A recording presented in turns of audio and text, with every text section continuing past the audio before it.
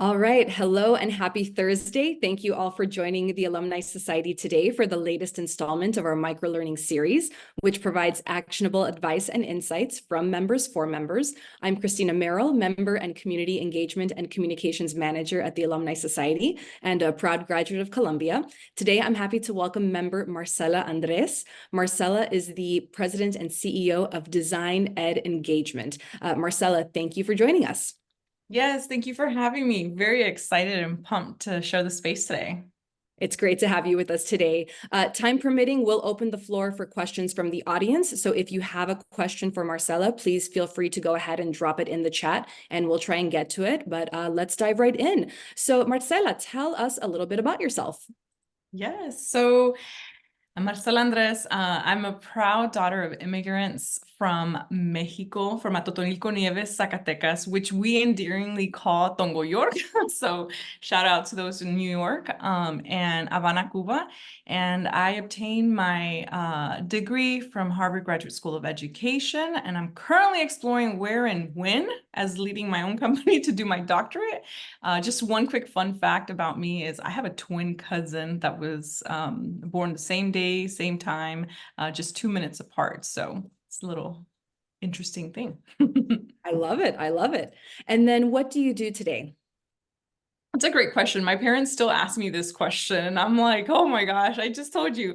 But I serve as a president and CEO of designEDengagement. It's a Latina-owned education consulting firm that's on a mission to reimagine the family and community engagement model to support the hopes and dreams of children. And I'm also a freshly minted author of the book called Purposeful Educators Connections. Was published on December 11th.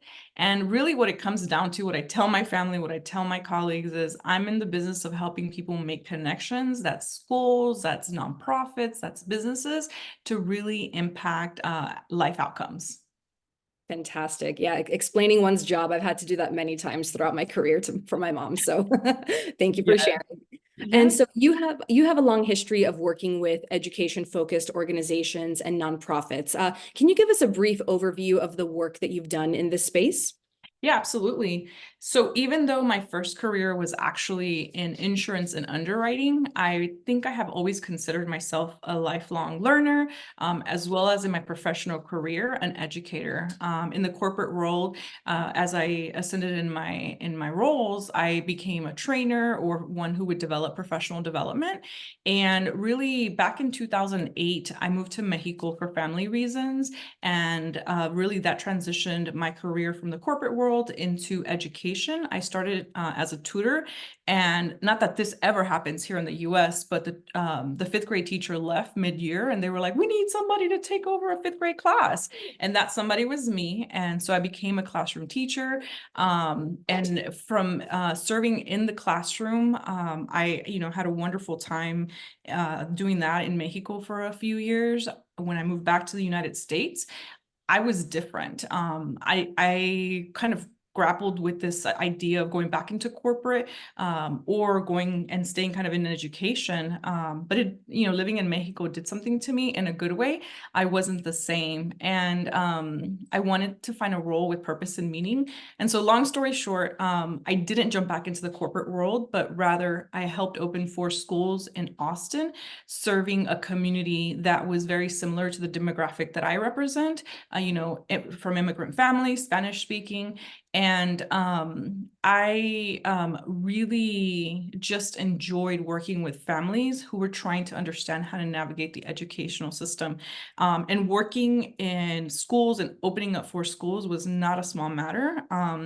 And especially working alongside families, the desire that I think started to unfold in me was that I wanted to figure out how to further support our families, especially our immigrant families and those that spoke Spanish. So I really Googled like family engagement because I didn't know what that was. And I learned about Dr. Karen Mapp, who's an internationally renowned expert in the family engagement field. And I was like, I have to go to Harvard. I have to study under her. And after graduating from Harvard, I was recruited by a nonprofit organization who gave me the opportunity and platform to design a statewide family engagement program. So I did that for a couple of years.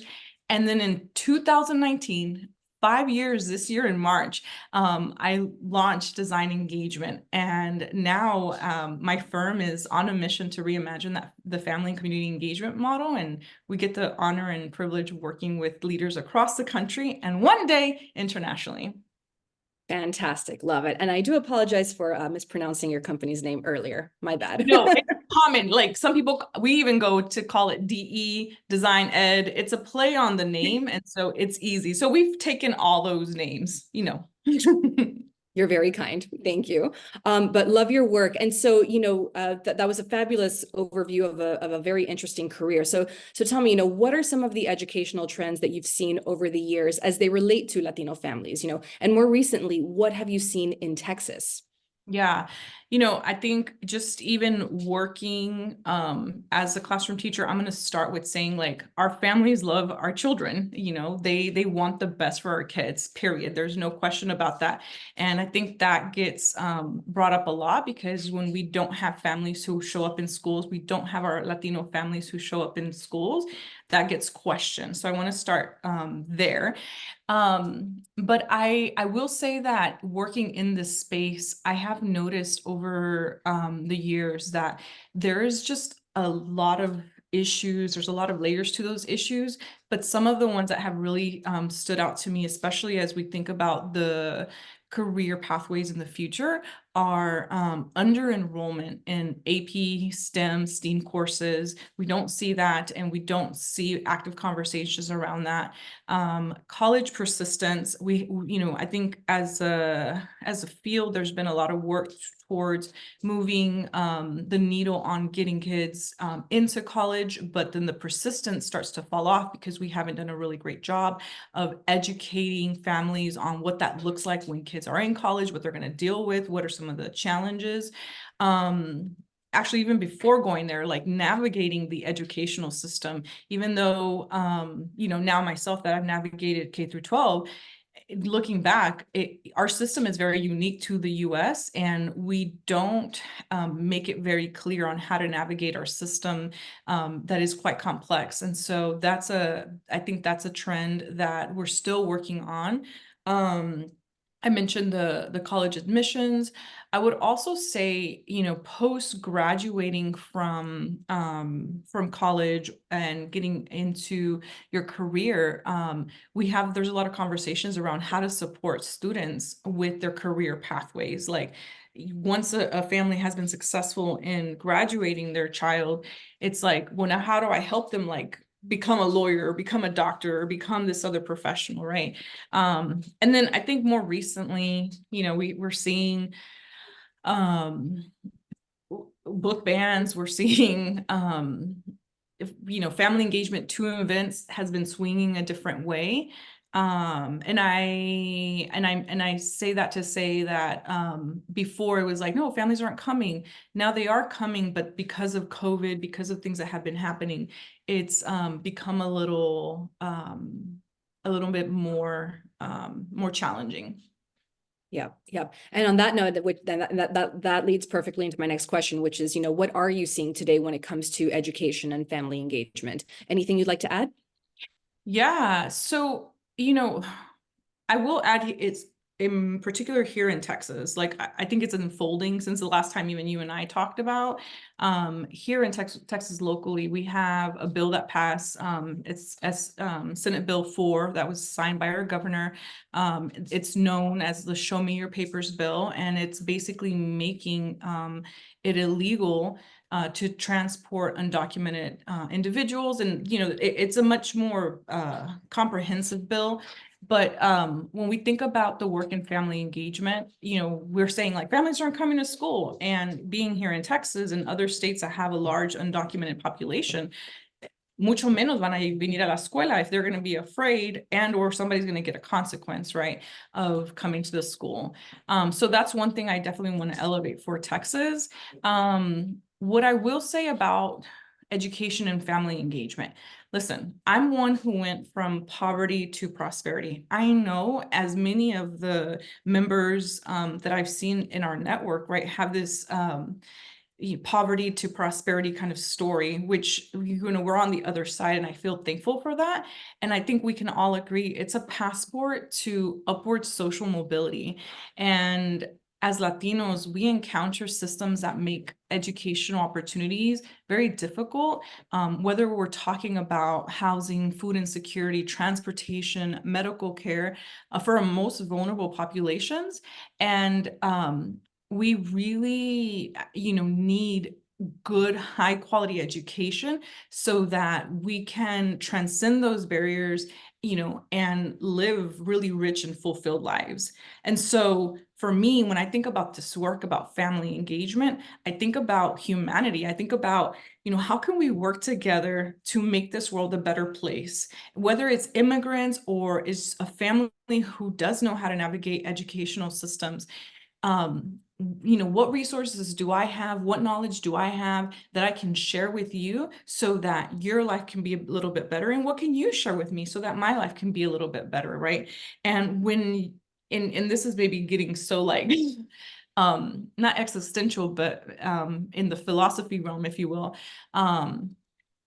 when you think about what a society, what a community is meant to do, we're supposed to live in a place where, we are all enjoying, we started the call like checking in about our family. How was the holiday? Like, we should all be able to enjoy the basic, beauties of life, and that's, being with our families.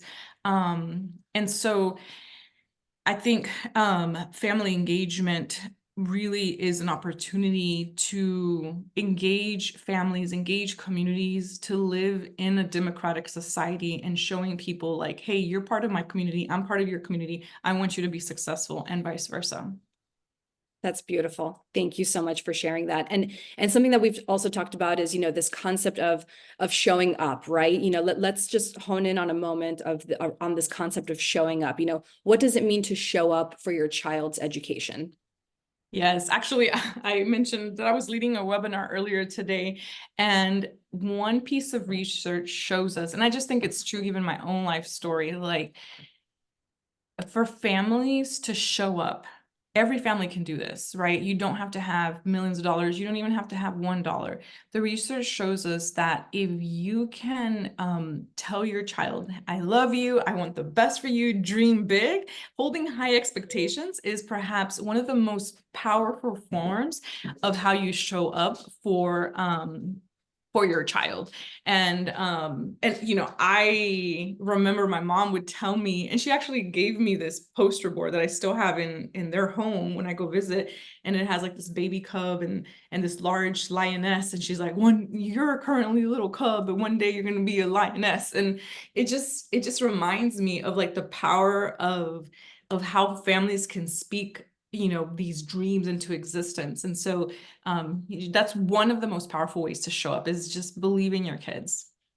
I love it. I love it. And so on that note, how can Latino parents, especially full-time working Latino parents, partner with educators and with schools to ensure better outcomes? What are some basic steps you would say they can start taking today?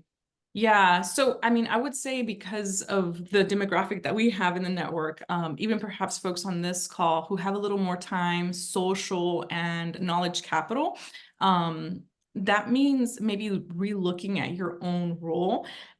Yes, you can deliver on the high expectations. Like I said, anybody can do that. But if you have more time, if you have more resources, become more active in your child's education at the school level, at the community level, at the policy level. I mean, there's a lot of board seats available. There's a lot of elected official seats that are coming up. And so I think as Latinos, we know that community is cornerstone to our identity. Like, hacemos las cosas en comunidad, and it brings us joy, right? And so what are the ways that we can get involved in our child's education and do that in a way where we're celebrating community, is what I would say. And in our practical way, it's like, definitely get to know who are the families in your community, get to know who are the families in or around you, and how do you not only support your children, but what are ways that you can support the children and families in your community. Incredible. Amazing. And then longer term, what would you say, what should Latino parents keep in mind as they stay involved with their children's education? I would say, what is the value of education, right? Like, it's the ticket of upward mobility. And it's really, I think more importantly, a ticket to live a life that, to give the children the opportunity to live a life that they want, one that brings them joy, that brings them play, that brings them wealth, right? And I think that Latino parents should be thinking about what is it that my kid wants? And, Cristina, maybe this happened to you, but I know this was a question that I heard a lot growing up, or I would say it to children. It's like, what do you want to be when you grow up? And I think that we shouldn't stop asking that question. And when we listen to what our kids are telling us, what do we want to be, what they want to be when they grow up, figure out what it's going to take to partner with the educator, figure out what it's going to take to partner with the community members to make that happen. And of course, the child might start off saying like, I want to be a fireman or a firewoman, or I want to be a teacher, I want to be an astronaut, and that'll evolve, but so can the conversation and the resources and the support that you give your child. So I think that's what parents should be thinking about as they support their children. Fantastic. Fantastic. And then before we wrap up, I have a couple more questions, but I do want to ask this because this affects many Latino families.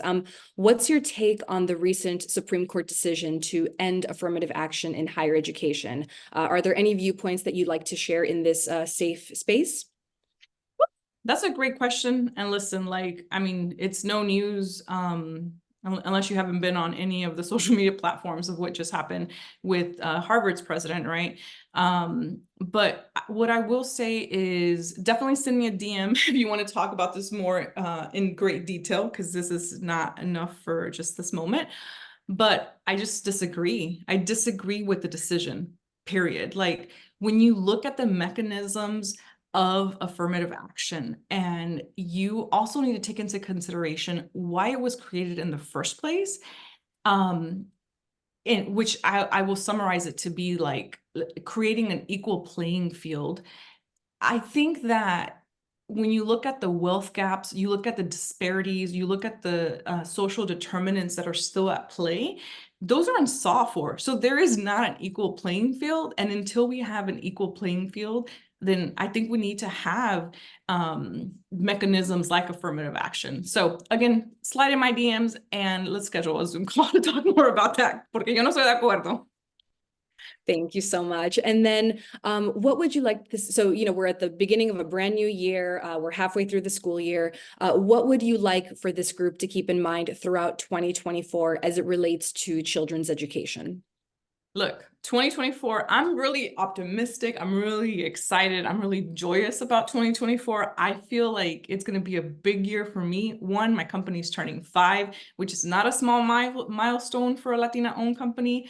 So I'm coming in with some good energy. And it's an election year. And so what I would say, it's a presidential election year, because every year, let me be clear, every year is an election year. There's elections happening all the time, all day, every day. So make sure that you're plugging into those elections. But I would say, like, pay attention, right? This is for the presidential election. This is for your local state elections. Policies matter, and they matter as to how it unfolds in the educational space. And so I'm not saying to go and become an elected official, or maybe I am, who knows? But I am saying, pay attention. And it's a time, I think, for folks that perhaps have been quiet in the past. If something's bugging you, you may need to be standing up to advocate for what is right. We're living in a time of history where it's being written every day, and it's in unfolding in very difficult and dramatic ways. So keep the energy, keep the positivity and hope. I always believe in that. Keep the gratitude and pay attention and drive change with what's in your locus of control. Fantastic. And then what can last question, what can Latino professionals who work outside of education how can Latino professionals who work outside of education get involved? What are some actionable steps that we can all start taking today? Look, I'm biased because I did come from the corporate world and then I moved into education. So I'm like, everybody who's in a corporate position, come on over to education, because if we ever needed people in education, el momento es ahora. But we can also have another conversation about that. I think that when I think about education, education is not just teachers and educators' responsibility. It's everyone's responsibility. And I think my plea, my PSA for folks listening today and those that will hear this later is, find a way to get informed about what is happening in your local area at the state level, at the national level, and figure out where you can make an impact. Sometimes it can be just as simple as cheering on someone who does want to run for an elected official position, right? And funding them. And sometimes it can be doing that yourself. There's a lot of ways, and there's actually a lot of programs that help individuals who want to know what's happening in the education sector get brought up to date. So I would just say get informed and figure out what makes your heart pump, and then jump in. And I promise, I don't think you're going to look back. Thank you so much. Well, Marcela, thank you again so much for being here today and sharing your insight. You have some truly great experiences in this area. So we thank you so much for sharing your wisdom and your candid insights. And on that note, how can members get in touch with you? Yes, LinkedIn, I think, is the most effective vehicle to get in touch with me. And is no shame, because let me tell you, it is not a small matter to write a book. You can also get in touch with my words that I put on some pages through reading that. And we also have a podcast. Let me just say this. If you want to get in touch with me, you're going to get in touch with me. I'm there. So ahí encuéntrame, búscame. What's the name of your podcast? It's called Transformative Partnerships. Fantastic. Fantastic. And the name of your book again? Purposeful Educator Connections. Love it. Congrats on being a published author. So thank you again so much to our audience. If you are interested in sharing your knowledge and insights in an upcoming Microlearning Series webinar, email us at members@thealumnisociety.com with your idea. Thank you all again, and have a great rest of your day. Thank you. Thank you, Marcela.